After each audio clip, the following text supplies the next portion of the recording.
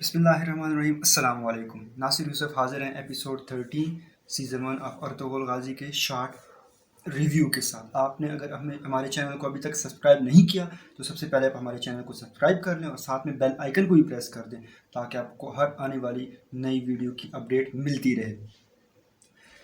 Ertugrul Noman اور حلیمہ کو اپنے سپاہیوں کے ساتھ لے کے جا رہے ہوتے ہیں کہ ایک جگہ پہ پہنچ کر وہ ترگت کو کہتے ہیں کہ تم ان کو آگے لے کے جاؤ، اور یہ اپنے دو دوستوں کے ساتھ وہاں پہ رک جاتے ہیں. پیچھے سے کردوغلوں کی جو سپاہی ہوتے ہیں وہ پہنچتے ہیں. ارطغرل ان کو پوچھتے ہیں کہ آپ ہمارا پیچھا کیوں کر رہے ہو. کہتے ہیں کہ کردوغلوں نے تمہارے پاس بھیجا ہے اور تمہیں واپس لانے کا کہا ہے. جس پر ارطغرل کہتے ہیں کہ بالکل خاموشی سے یہاں سے واپس چلے جاؤ، میں کوئی خون ریزی نہیں کرنا چاہتا. وہ بھی کہتے ہیں کہ ہم حکم کے پابند ہیں، آپ ہمارے ساتھ جائیں گے تو ٹھیک، ادروائز ہمیں زبردستی کرنی پڑے گی. جس میں وہاں پہ لڑائی ہوتی ہے دونوں میں. ارطغرل کسی کو زندہ قتل تو نہیں کرتے لیکن زخمی کر دیتے ہیں اور وہاں پہ باندھ کر وہاں سے ارطغرل چلے جاتے ہیں. ٹائٹس یہ سب کچھ دیکھ رہے ہوتے ہیں.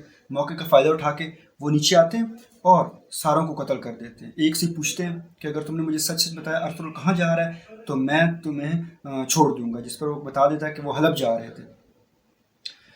اس کو آزاد کیا جاتا ہے. جیسے ہی بھاگ رہے ہوتے ہیں پیچھے سے ٹائٹس اس کو تیر مارتا ہے جو کہ وہ بھی ہلاک ہو جاتا ہے.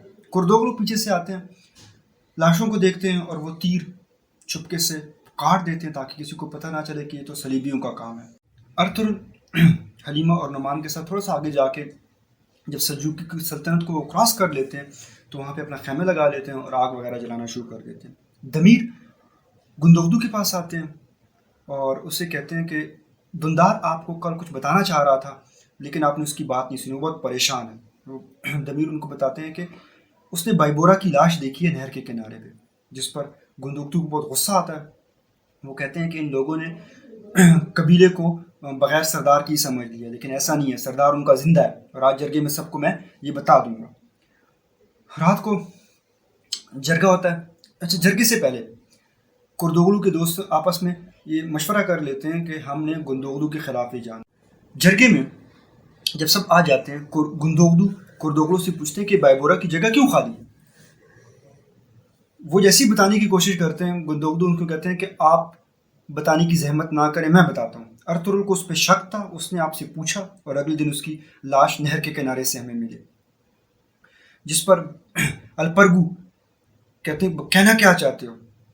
گندوغدو اس کو کہتے ہیں کہ خاموش، تم اپنا منہ بند رکھو. کردوغلو تم نے فساد کیا، مہمانوں کے خیمے پر تم نے پتھراؤ کیا، سازشی کی، جواب دو اس کا. اس پر کردوغلو کہتے ہیں کہ میرے پاس ساری باتوں کا تسلی بخش جواب ہے. پہلی بات تو یہ ہے کہ تم کس منہ سے مجھ سے پوچھ رہے ہو، کیونکہ تم جن سپاہیوں کو ساتھ لے کے گئے تھے سارے وہ قتل ہو گئے. اس کے بعد ارطغرل کا تو کسی کو یہاں پہ پتہ نہیں، میں ساروں کو بتاتا جاتا ہوں کہ ارطغرل نے کیا کیا. ارطغرل ہمارے مہمانوں کو ارغمال بنا کے یہاں سے لے گیا.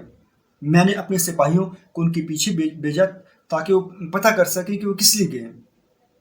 ارطغرل نے ساروں کو وہاں پہ مار دیا. جس پر سب کہتے ہیں کہ جھوٹ ہے. ادھر سے دمیر بھی غصے میں اٹھ کے کہتے ہیں کہ تمہیں شرم آنی چاہیے سلیمان شاہ کے بیٹوں پر الزام لگاتے ہوئے. خیر، گندوغدو سب کو ٹھنڈا کرتے ہیں.